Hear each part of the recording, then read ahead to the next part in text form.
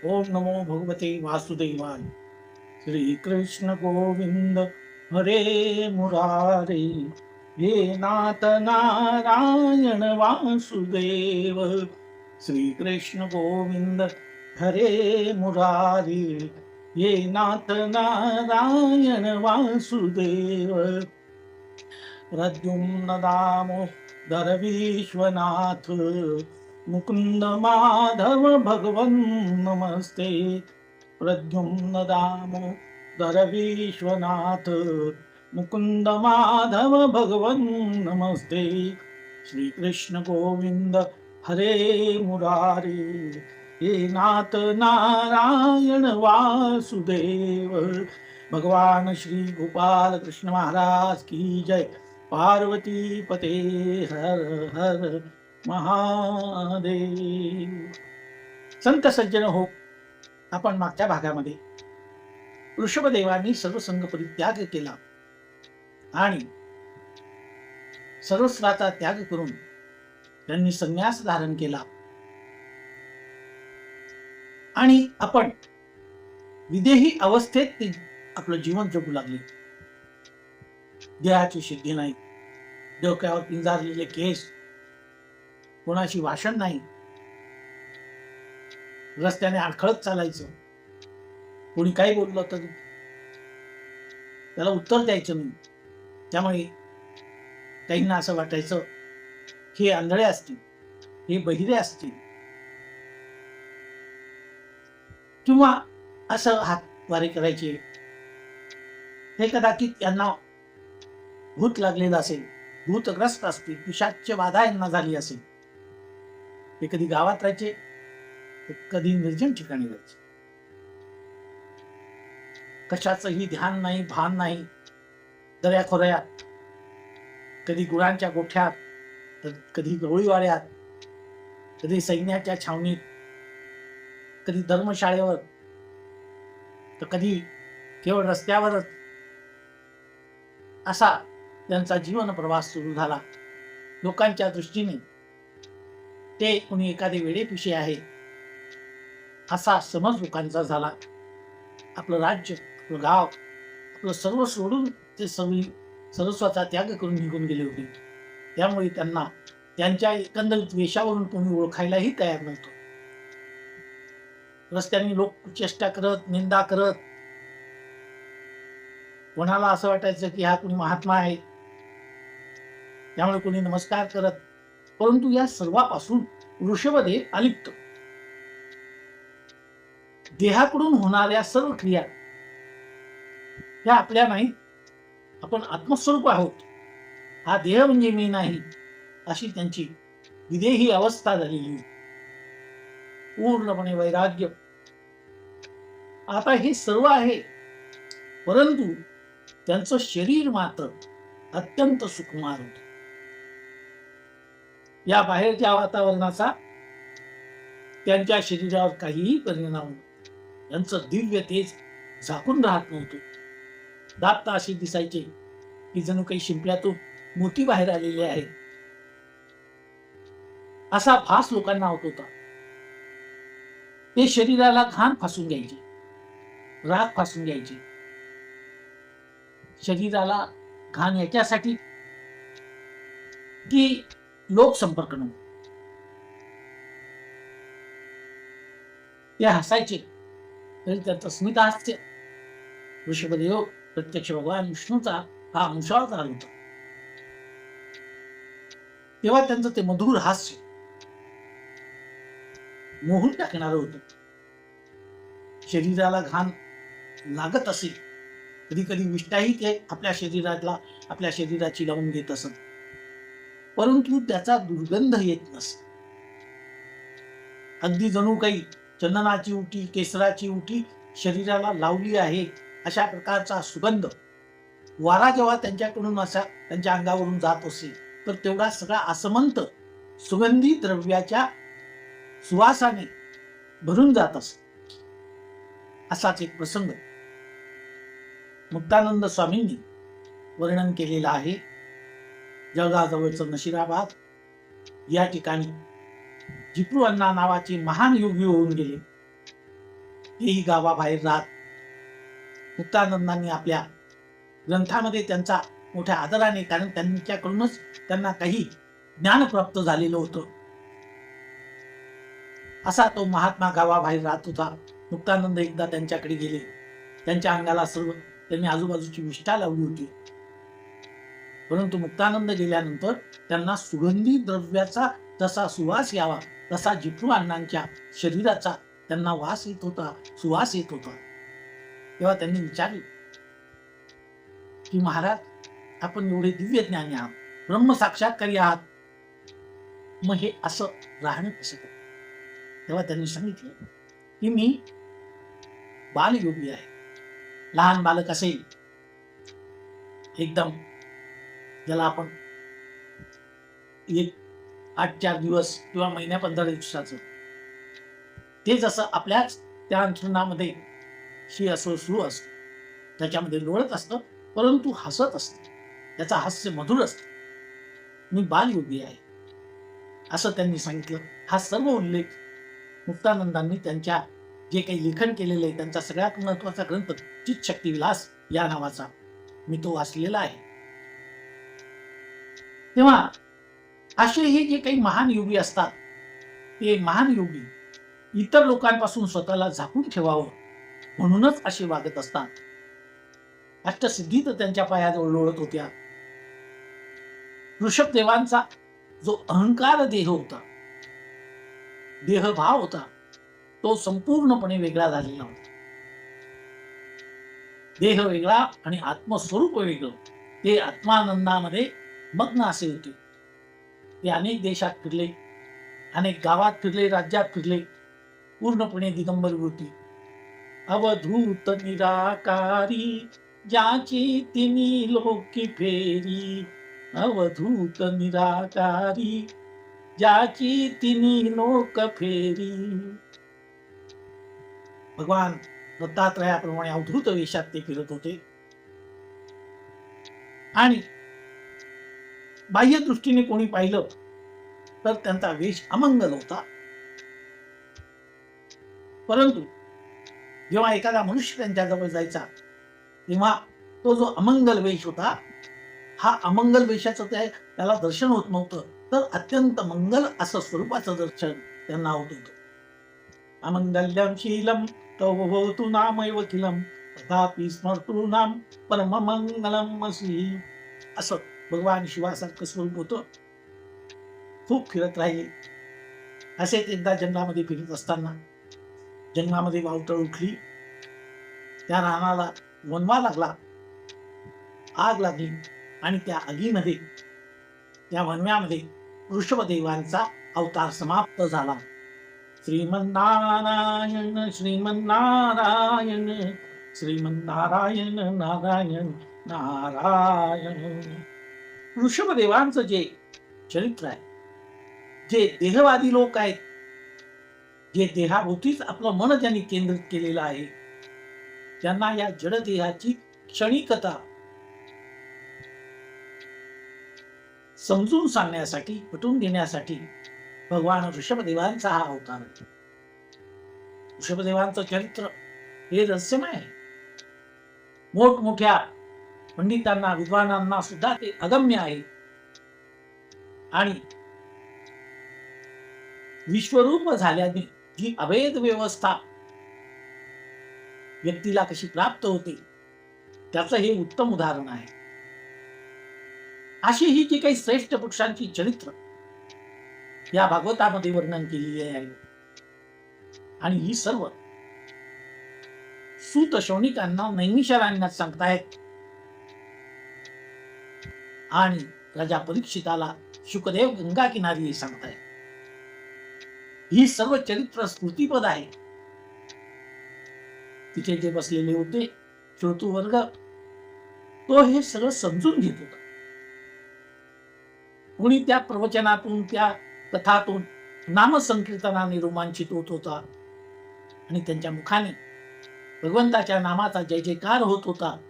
श्रीमन्नारायण श्रीमन्नारायण श्रीमन्नारायण नारायण नारायण. त्या भागवताचा एवढा परिणाम होत होता की वृक्षांची हिरवीगार पाने त्या हरिकथेत तल्लीन झाली, रंगून गेली. आणि त्याच्यातली जी काही होती ती भगवंताचं जे स्वरूप आहे त्या स्वरूपाचं ध्यान करता करता आपोआप पिवळी झाली. अरण्यातील पक्षी जनसंपर्काला न घेता मोठ्या जिटाईने ते आजूबाजूला त्या समारंभाच्या किंवा सभा मंडपाच्या जवळ फिरत होती. वृक्षाच्या झाडात जे शेंडे होते त्या शेंड्यावरून विहार करीत होती. सरोवरामध्ये जी कमळ होती ती आपला गुणधर्म विसरली होती. कोण चंद्र विकासी आहे आणि कोण सूर्य विकासी आहे याचं भान त्या कमल पुष्पांना राहिलं नाही. सतत ती उमललेली दिसत होती.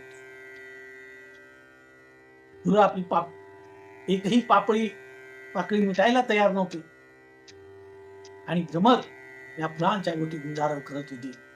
आपलं गुंजन चाललं होतं. वेली डोलत होत्या हरिनामाच्या आणि भगवंताच्या चरित्राचं श्रवण करून.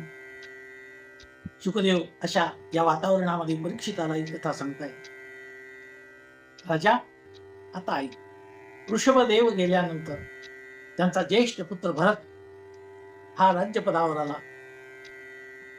विश्वरूपाची कन्या पंचजनी तिच्याशी त्याचा विवाह झाला. त्याला 5 पुत्र झाले. भरताने आपल्या प्रजेचे पुत्रवत पालन केले. तोही अत्यंत श्रेष्ठ असा राज्यकर्ता होता. त्याच्या नावावरूनच आपल्या या भूमीला भारतवर्ष हे नाव प्राप्त झालंय. तो यज्ञ करीत असे, परंतु केलेल्या यज्ञ हे त्याचं फल भगवंतालाच अर्पण करून देत असे. कायेन वाचा मनसे इंद्रियर्वा बुद्ध्यात्मना वा प्रकृती स्वभावात करोमि यद्यत् सकलं परस्मै नारायणायति समर्पयामि. जे काही कर्म असेल मदर्पण भगवंताला ते अर्पण करीत असे. असं त्याचा आनंदाचं असं राज्य त्या भारत भूमीवर सुरू झालं. पुढे काही काळ गेला. त्याने आपलं राज्य आपल्या मुलांमध्ये वाटून दिलं. सत्ता संपत्तीची वाटणी केली आणि सर्व संघ परित्याग करून तो पुलह ऋषींच्या आश्रमामध्ये तप करण्यासाठी आणि पुढचा परमार्थ साधण्यासाठी निघून गेला. सर्व संघाचा परित्याग केला. एकांतात राहावं, एक सुंदरसा आश्रम तयार केला.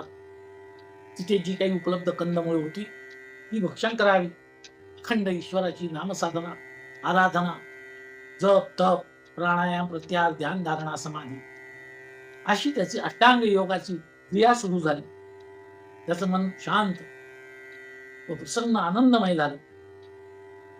तो जेव्हा भगवंताचा विचार करी तेव्हा त्याच्या नेत्रातून आनंद अश्रू निघत असे. त्याची बुद्धी त्याच्या भाव सरोवरामध्ये डुंबून जात असे आणि आपल्या हृदयातला परमात्मा याचं दर्शन तो घेत होते. तुका म्हणे होता ठेवा तो या भावा सापडला. तो परमात्मरूपी ठेवा त्याच्या हृदयात होता. तो त्याच्या भावभक्तीमुळे त्याला तो गवसला. मग तुका म्हणे होता ठेवा तो काही बाहेर न आलेला नाही, तर अंतरंगातच होता. तो या भावा सापडला. आपल्या हृदयामध्ये त्याला शोध लागला. परत ब्राह्ममुहूर्ताला उठून सूर्योदयाच्या वेळेस सूर्याची उपासना करत होता आणि उपासना करता करता सारी सूर्याची ऊर्जा त्याच्या मनामध्ये तो साठवून घेत होता. त्याच्या मनात सर्वाभूती दया प्रेम याने त्याचं हृदय भरून आलेलं होतं. संपूर्ण शरीर मन हृदय अंतःकरण चित्त बुद्धी सर्व मनोवृत्ती याच्यामध्ये त्याला सर्व दया धर्म वगैरे हे जे काही सद्गुण आहे, ईश्वरी दैवी गुण आहे, त्या दैवी गुणांनी तो परिपूर्ण होत होता. त्याच्यात कुठलाही आता भेदभाव राहिला नाही. जे जे भेटे भूत ते ते मानिचे भगवंत किंवा ही विश्वची माझी गरव ऐसी मती जयाची स्थिर किंबहुना चराचर आपण जाहला. त्याच्या अंतःकरणामध्ये दया दया धर्म का मूल आहे. दया हाच खरा धर्माचा आधार आहे आणि यामुळे, या सद्गुणांमुळे, या दैवी गुणांमुळे भरत हा परिपूर्ण तृप्त झालेला होता. आता शुकदेव सांगताय, इतकी उच्च अवस्था भरताला प्राप्त झाली आहे. परंतु शुकदेव सांगताय, राजा परीक्षिता, काही गुणांचाही अतिरेक कसा होतो त्याचं उदाहरण मी तुला सांगतो. काही काही वेळेस सद्गुण सुद्धा माणसाला बाधक होत. भक्ती मार्गामध्ये सर्वाभूती दया असली पाहिजे, त्याच्यानंतर प्रेम असायला पाहिजे, हे निर्विवाद आहे. दया धर्म का मूल ही गोष्ट खरी आहे. परंतु त्याच्यावरही जर आपलं नियंत्रण नसलं, लक्ष नसलं, तर त्या दयेचं रूपांतर हळूहळू ममत्वात होत जात. ज्याला प्रारंभी आपण प्रेम म्हणतो, पुढे पुढे त्या प्रेमाचं रूपांतर आसक्तीमध्ये होत जात. आणि आसक्तीत झालं तर तीच आसक्ती कर्मबंधनाला कारणीभूत होती. ज्याच्यातूनच कर्मबंधन होतं आणि पुन्हा पुन्हा मनुष्याला जन्म प्राप्त होत असतो. हे लक्ष ठेवलं पाहिजे. आपलं दयेचं रूपांतर ममत्वात तरी होत नाही ना. आपल्या मनात कोणाबद्दल आसक्ती निर्माण होते का, माया निर्माण होते का, हे भरताच्या लक्षात राहिलं नाही. कारण ही माया अशी आहे, परमात्म्याची माया. महामाया हरिशेषा तया संमोहिते जगत, ज्ञानी नामगी चेतांशी देवी भगवती सा, बलादाकृष्य मोहाय महामाया प्रयच्छति, तया विसृज्यते विश्वम जगते तच्चराचरम. ज्ञानी ज्ञानी लोकांना ही माया भुलवते. तो त्याची तप कुठे सुरू झालं तर पुलह यांच्या आश्रमामध्ये किंवा त्या जवळच्या त्यांनी स्वतःचा आश्रम बांधून तिथं तो साधना करतोय. जवळच गंडकी नावाची नदी आहे. त्या गंडकीतला जो जो दगड असतो तो गोलाकार असतो आणि त्याच्यावर चक्र असतं. हे चक्र म्हणजे भगवान विष्णूचं चक्र आहे असं समजून त्याला शाळीग्राम असंही म्हटलं जातं आणि त्याची पूजा केली जाते. भगवान विष्णूच्या हातात जे चक्र आहे त्याला जो गोलाकार आहे तसा असा वर्तुळाकार त्या ठिकाणी आपल्याला दिसतो. काही ठिकाणी तो आहे, त्याला शालिग्राम असं म्हणतात. तिला चक्र नदी असं सुद्धा म्हणतात. गंडकी नदीला भरत नेत्र मिटून ओंकाराचा जप करीत असे. एकदा तो असाच जप करीत होता. नदीचा प्रवाह जोरात होता आणि तेव्हा त्याला असं दिसलं की नदीच्या एका दुसऱ्या काठावर एक हरिणी होती. ती हरिणी अत्यंत घाबरलेली होती आणि ती त्या नदीवर काठावर पाणी पिण्यासाठी आलेली होती. पण त्याच वेळेस असं झालं की तिला सिंहाची भयंकर गर्जना ऐकू आली आणि ती घाबरली. भरताने गर्जना ऐकली ती सिंहाची. हरिणीलाही पाहिलं. हरिणीची तारांबळ उडली. इकडे पळू का तिकडे पळू, कुठून जीव वाचू. तहानेने व्याकुळ झालेली ती हरिणी पाणी पिते आहे. ती सिंहाची गर्जना ऐकल्याबरोबर तिने जीवाच्या भीतीने तात्काळ त्या नदीमध्ये, गंडकी नदीमध्ये उडी मारली. आणि विशेष सांगायचं म्हणजे ती हरिणी सगर्भा होती, गर्भवती होती. तिच्या धावण्याने तिचे गर्भारपणाचे दिवसही पूर्ण भरलेले होते आणि त्या घाई गडबडीमध्ये तिच्या उदरातून ते पिलू बाहेर आलं तिचं. आणि ती हरिणी त्या सिंहगर्जनेमुळे फार घाबरलेली पाण्यात पडली. त्याच वेळेस ती त्या पाण्यामध्ये बुडून तिचा प्राण गेला. भरत हे सर्व पाहत होता. त्याला वाईट वाटलं. साधू पुरुष आहे, कोमल चित्त असलेले भरत, त्यांनी हे सगळं पाहिलं पटकन उडी मारली पाण्यामध्ये, पोहत पोहत त्या पिलापर्यंत गेले आणि ते लुसलुसीत असं नुकतंच जन्माला आलेलं हरिणाचं पिलू त्याने उचललं. सुंदरसा सुवर्ण वर्ण त्या पिलाचा होता. साधू स्वभाव असलेल्या भरताने ती उचललं, आपल्या काखेमध्ये घातलं, पाण्याच्या वर धरलं आणि पाण्यातून पोहत पोहत तो तीरावर आला. पिल्लाचं प्राण वाचले. भरताला अतिशय आनंद झाला. कोणाचं प्राण जेव्हा वाचवलं जातं तेव्हा तो एक आनंद असतो, तो दैवी आनंद असतो. त्याच्या मुखावर अत्यंत आनंदाची छटा उमटली. तो पटकन आपल्या आश्रमात आला. त्या हरणाच्या पिलाला त्याने मऊ वस्त्रावर ठेवलं, त्याचं अंग पुसलं. त्या पिलाला कदाचित थंडी वाजली म्हणून त्याने त्याला वस्त्रामध्ये त्याला लपेटलं आणि त्या पिलाचं त्यांनी संगोपन सुरू केलं. माते विना असलेलं ते पिलू आता त्या भरताजवळ ते पिलू राहू लागलं. पिलू हळूहळू मोठं झालं.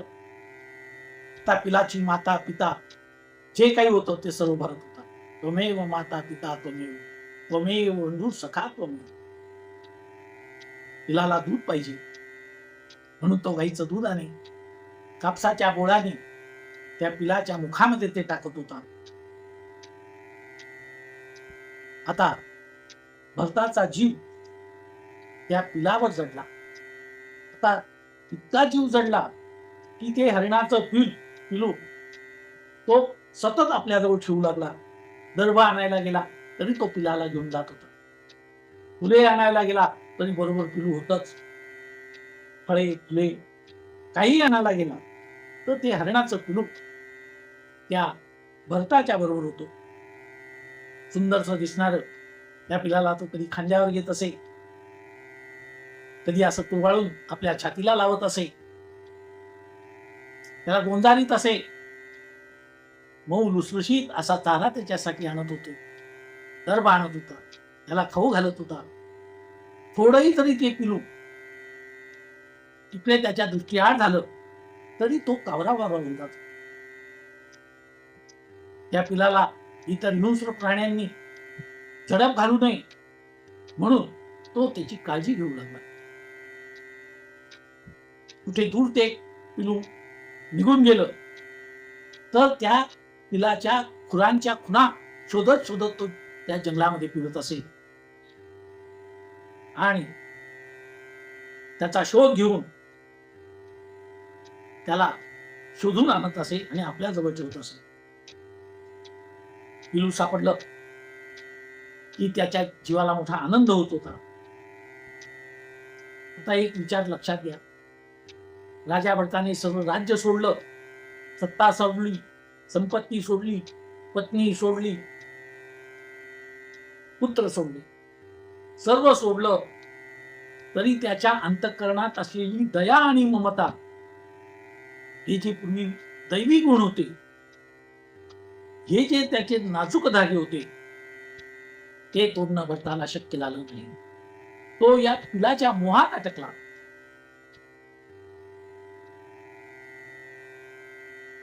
माया, दया, ममता या गुणांनी या भरताला संकुचित क्षेत्रामध्ये जखडून ठेवलं, बांधला गेला. त्याला याच्यातून मुक्त होता येत नव्हतं. आणि आपण या गुणात अटकलेलो आहे, या मोहात अटकलो आहे, हेही त्याच्या लक्षात राहिलं नाही. मान त्यजना सहज है, सहज त्रिया का नेह. धन त्यजना सहज है, सहज त्रिया का नेह. मान बड़ाई और विषा त्यजना दुर्लभ ये. याचा त्याग करणं कठीण आहे. भरत आता त्या हरणाच्या बछड्याच्या मध्ये आसक्त झाला होता. तो सतत हरणाचीच काळजी घ्यायचा. त्यामुळे त्याने आपली तपश्चर्या सोडली, पूजा सोडली, पाठ तोडली, जप तप सर्व सुटून गेलं. सारखं त्या पिलाभोवती फिरतोय. तो सतत त्या पिलाचंच ध्यान करतोय. नुसता बाहेर गेलं तरी पटकन धावत धावत जप करीत असला तरी पळत पळत जायचा आणि त्या पिलाला धरून आणायचा. आता काळ निघत गेला. भरताला श्रीहरीचे विस्मरण होऊ लागले आणि हरणाचं स्मरण त्याच्या डोळ्यासमोर उभं राहिलं. भरताच्या देहाचा अंतकाळ आला. परंतु अंतकाळाला सुद्धा माझ्या नंतर या पिलाचं काय होईल, कसं होईल, हे हिंस्र श्वापद त्याला खाऊन तर घेणार नाही ना, अशा चिंतेत तो राहिला. हरी स्मरण गेलं आणि हरणाचं स्मरण सुरू झालं. काळाने आपलं कर्तव्य बजावलं. त्याचं प्राणोत्क्रमण झालं. भरताचं अंतकालेच मामेव यो स्मरणती कलेवरम स वयाती यद्मद्भाव. अंतकाळाला मनी जयाची आठवे, तो त्याच गती ते पावे, म्हणून सर्वदा स्मरावे मातेची तुवा. ज्ञानेश्वरी वर्णन केलेलं आहे. झालं, भरताचा अंतकाल झाला. आता सतत ध्यान हरणाचं असल्यामुळे भरताला हरणाचा जन्म प्राप्त झाला. पण त्याची पुण्याई अशी होती की हरणाच्या जन्मामध्ये सुद्धा त्याला पूर्वजन्माची आठवण मात्र राहिली. त्याने केलेली जप तप ध्यान धारणा भरत विसरला नाही, स्मृतीमध्ये राहिला.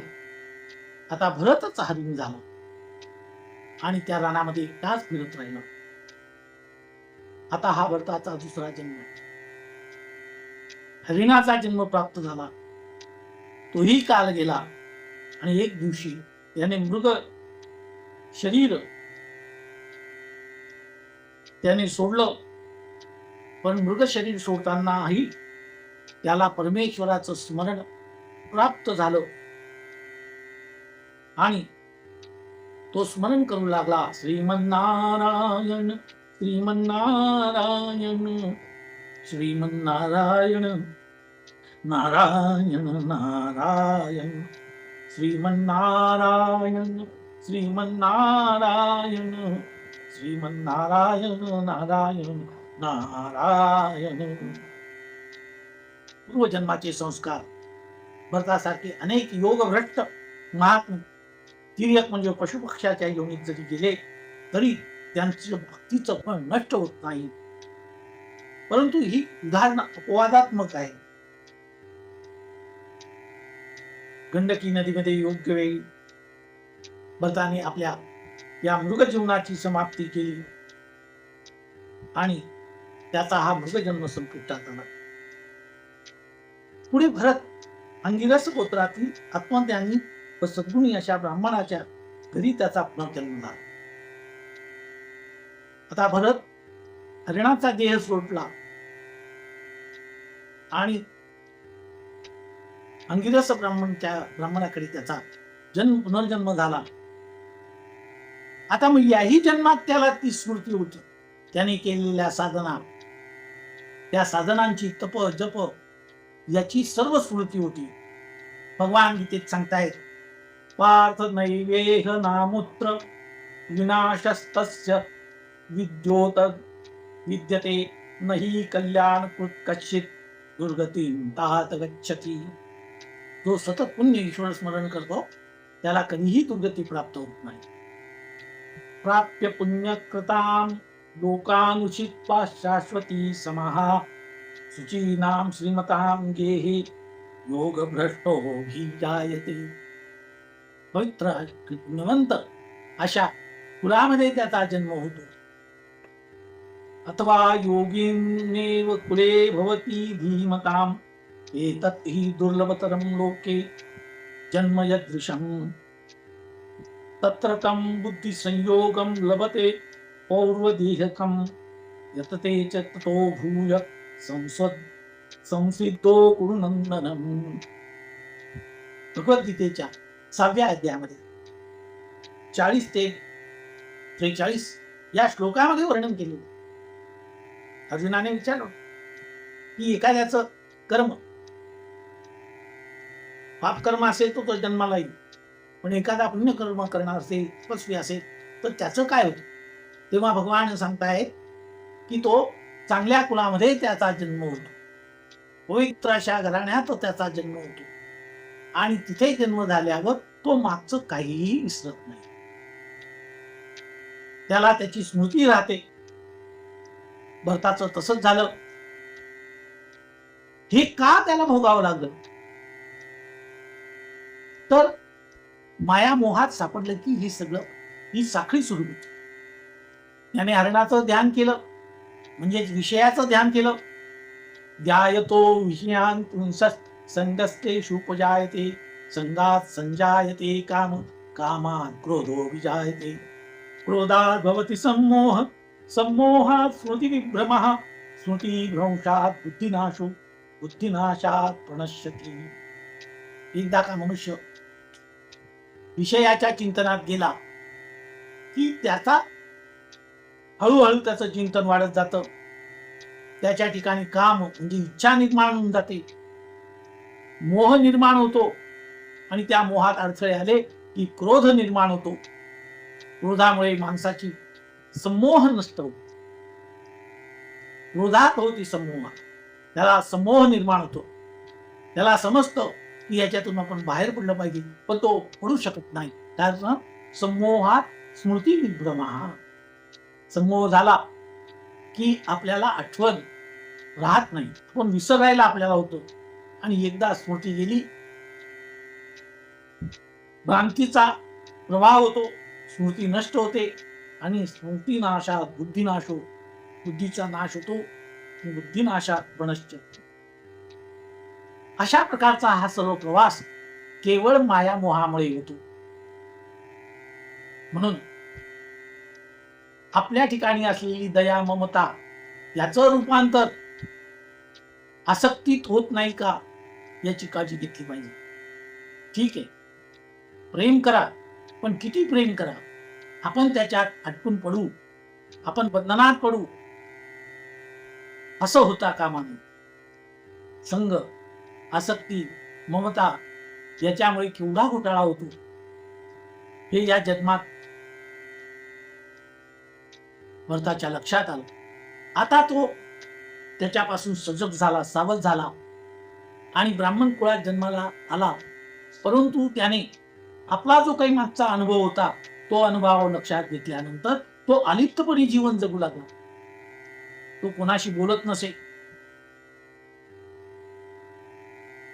आपले नातेवाईक, आपली कुटुंबीय यांच्या कुठल्याही संपर्कात राहत नसे.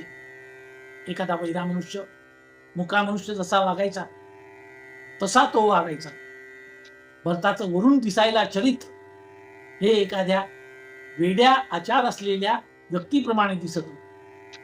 लोकांनी ठरवलं की हा बोलत नाही, याला काही समजत नाही, हा प्रत्युत्तर देत नाही, याला मारलं तरी काही नाही, कौतुक केलं तरी काही नाही, याच्या अंगावर घाण टाकली तरी काही नाही, हा जड बुद्धीचा आहे, बुद्धिहीन आहे, झोपून राहिला तर झोपूनच राहत होता, हा अशी झालाय, हा काही कामाचा नाही, असं लोकांना त्याच्या त्या वागण्याने दिसत असे. त्याच्या पित्याने पाहिलं, काही जरी झालं तरी ब्राह्मणाच्या कुलात जन्माला आला आहे, त्याचा व्रतबंध केला, त्याला गायत्री मंत्र शिकवण्याचा प्रयत्न केला, त्याला विद्या देण्याचा प्रयत्न केला, परंतु भरताने एकही संस्कार त्याच्यातून घेतला नाही. भरताला व्यवहार, नीती, धर्म, कर्म, तत्वज्ञान, उपासना इत्यादी शिकवण्याचा त्याच्या पित्याने प्रयत्न केला, पण भरत मात्र या कोणत्याच गोष्टीचा त्याने अंगीकार केला नाही. आपल्या अंगात शरीरावर असलं त्याने जानवं वगैरे तो काही होता तेही फेकून दिलं, विड्यासारखा वागू लागला. पिता शेवटी निराश झाला, कंटाळून गेला, काय करा. आणि भरताची चिंता करीत करीत त्याच्या पित्याचा एक दिवशी मृत्यू झाला. भरताची माता आपल्या पतीबरोबर सती गेली. आता भरत आपल्या बंधूंबरोबर राहू लागला. पिता वारला आहे, माता नाही, आता भरताचा जबाबदारी कोण घेणार? कोणी जबाबदारी घ्यायला तयार नाही. घरातल्या ज्या काही बहिणी होत्या, भावजाया होत्या, त्यांना हा घरातच नको, याला हाकलून दिला पाहिजे, असं त्या आपल्या पतींना सांगू लागल्या. हा मूर्ख, वेडा, ठोंब्या कशाला ठेवता याला घरी? हाकला याला. जनावर तरी काही काम पडतो, पण हा तर काहीच काम करत नाही. खायला फार, गुल्ला भार, असा हा नको. भरत यांना कोणालाही प्रतिउत्तर देत नव्हता. लोक त्याला काम सांगित, मुकाट्याने भरत काम करत असे. मान अपमान तर त्याच्या खिसगंतीत नव्हते. त्याला कोणी हे वेड्या असं म्हटलं तर तो वेळे चाळे करत असे. वेड्यासारखाच तो वर्तक त्याचं वर्तन असे. कोणी स्तुती करत, कोणी निंदा करत. तुल्य निंदा स्तुती मौनी संतुष्ट येईन केनचित अनिकेतः. डर नाही, धार नाही. कोणी स्तुती करा, निंदा करा, भरताला या गोष्टीचा काही परिणाम होत नव्हता. जे खायला दिलं ते खाऊन देत होता. ते अन्न चांगलं आहे का, ते अन्न शिळं झालं आहे का, ते अन्न नासलं आहे, याचाही विचार नाही. त्याच्या जिभेला चव नावाची वस्तूच राहिली नाही. अंघोळ, पाऊस पडला, पावसात सापडला तीच अंघोळ. हिवाळा असो, उन्हाळा असो, त्याच्यावर काही परिणाम नाही. देहाची शुद्धीच नाही. मळकट शरीर, कमरेला वस्त्र आहे तर आहे, नाही तर नाही. गळ्यात जानवे कोणीतरी पकडून, त्या नारळी पौर्णिमेला ब्राह्मण असल्यामुळे त्या घालून, ते जानवं काळकुट्ट झालेलं, अस्ताव्यस्त त्याचे केस. लोक पाहिजे. अरे अरे किती घाणेरडा ब्राह्मण. अरे तू ब्राह्मण आहेस ना, काही धर्म पाळ. भरत आतून हे सगळं समजताय, परंतु वरून मात्र काही दाखवत नाही. आणि लोक त्याला जड भरत म्हणू लागले. जड म्हणजे वेडा, मूर्ख, अक्कल नसलेला, ठोंब्या, अशा पद्धतीने त्याचा उपहास करू लागले. ब्राह्मण असल्यामुळे घरची थोडी शेती होती. भावांनी त्याला शेतीत कामाला जुंपला. कुठे खड्डे कर, वाफे तयार कर, नांगरणी कर, पिकाची कापणी कर, कितीतरी कामं त्याच्याकडून करून घेत होते. आणि घरचेच नाही तर गावातले दिसला, एखाद्याच्या दारामध्ये घरावरून चाललाय आणि पटकन कोणाला दिसलं, अरे इकडे रे, हे वेडे इकडे, हे लाकूड आहे, पडून टाक. भरताने मुकाटे ते लाकूड फोडावं, पुढे निघून जावं, काहीही बोलू नये. पुढे निघाला. कोणाचा गोठ्यामध्ये घाण झाली असेल, इकडे रे, हा गोठा साफ कर. भरताने तसं करावं. आणि अशा प्रकारे भरताचं जीवन असं एखादा वाऱ्यावर जसं पाणी हवं आणि हालत राहावं, फिरत राहावं, त्या पद्धतीने भरत जगू लागला. तर एकदा असं झालं की एक दरोडेखोरांची टोळी आली आणि त्या दरोडेखोरांचा जो मुखिया होता, मोरका होता, सरदार होता, त्याला काही मुलबाळ नव्हतं. आता तो वेडगळ बुद्धी आणि उपाययोजना करणारा असा हा काळ. आणि कोणीतरी सांगितलं असेल त्याला की तुला पुत्रप्राप्ती पाहिजे असेल तर या देवीला, भद्रकाली देवी आहे, या देवीला तू नरबळी दे. हा सर्व मूर्खाचा प्रकार आहे. आणि ते सरदारही तसेच. त्याने एका माणसाला त्या टोळीवाल्यांनी पकडून आणला आणि देवीला तो नरबळी द्यायचा असं त्यांचं ठरलेलं होतं. परंतु ज्याला आणला होता पकडून तो चाणाक्ष होता. त्याच्या हे सर्व लक्षात आलं आणि तो हळूच त्या टोळीतून चटकून गेला. आता एवढी सगळी त्यांची पूजेची तयारी झाली. बळी देण्यासाठी आणलेला जो पुरुष होता तो नाही. मग आता काय करा. तेव्हा त्याने त्या सरदाराने आपल्या हाताखालचे जे हस्तक होते त्यांना त्याचा शोध घेण्यासाठी पाठवलं. जा पकडून आणा, ते इथेच असेल जवळपास. आणि ते डाकू त्या सरदाराचे जे काही सेवक होते ते शोधण्यासाठी चारी दिशेला गेले. रात्र झालेली होती आणि एका झाडाखाली हा भरत झोपलेला त्यांना दिसला. त्या डाकूंना दिसले. त्यांनी पाहिलं की घ्या ना तो, नाहीतर हा नगाला नग पाहिजे. त्याला उचलला, दोरखंडाने बांधला आणि भद्रकालीच्या मंदिरात आणला. त्याला स्नान घातलं, त्याच्या सर्वांगाला शेंदूर फासला, काही वस्त्र त्याच्यावर चढवली, फुलांच्या माळा घातल्या आणि बकऱ्याला जसं सजवलं जातं तसं बळी देण्यासाठी भरताला ते आता देवीकडे घेऊन चाललेले आहेत. पण भरताची अवस्था काय? भरत निर्विकार, भरतावर कुठलाच परिणाम नाही. आणि आता देवीच्या समोर त्याला घेऊन बसवलं. तो डाकूंचा जो काही म्होरक्या होता तो आला आणि त्याने ते खड्ग उचललं, तीक्ष्ण धार असलेले ते खड्ग. तेव्हा तो मारणार तितक्याच त्या ठिकाणी देवी प्रकट झाली. देवीचा आविर्भाव झाला आणि देवीने त्या निरापराध ब्राह्मणाची हत्या थांबवली. उलट तो जो काही सरदार होता त्याचाच देवीने वध केला. भरताचं संरक्षण झालं. ज्याचा सखा हरी त्यावरी विश्व कृपा करी. ज्याचा सखा हरी त्यावरी विश्व कृपा करी. कुणे पडो निधी काही त्याचे वारे सोसी आघाताचे. ज्याचा सखा हरी त्यावरी विश्वकृपा करी. भरताचा प्राण देवीने वाचवला. उलट त्या मोरक्याचं, डाकूच्या सरदाराचं शिर उडवलं गेलं.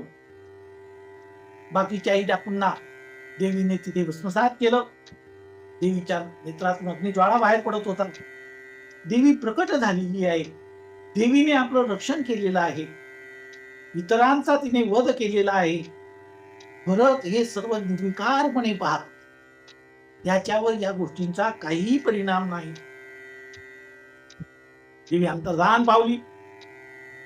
भरत पुन्हा तिथून निघाला आणि एका शेतावर राखण करण्यासाठी तो त्या शेतावर गेला. अंतरंगात आपल्या भगवंताची तो उपासना करतो आहे. श्रीमन्नारायण श्रीमन्नारायण श्रीमन्नारायण नारायण नारायण श्रीमन्नारायण श्रीमन्नारायण श्रीमन्नारायण नारायण नारायण. श्रीकृष्ण गोविंद हरे मुरारी हे नाथ नारायण वासुदेव. प्रद्युम्न दामोदर विश्वनाथ मुकुंद माधव भगवन नमस्ते. श्रीकृष्ण गोविंद हरे मुरारे हे नाथ नारायण वासुदेव. प्रद्युम्न दामोदर विश्वनाथ मुकुंद माधव भगवन नमस्ते. श्रीकृष्ण गोविंद हरे मुरारे हे नाथ नारायण वासुदेव. भगवान श्री गोपाल कृष्ण महाराज की जय. पार्वती पते हर हर महादेव. गंगा माता की जय. भारत माता की जय. नमो नारायण.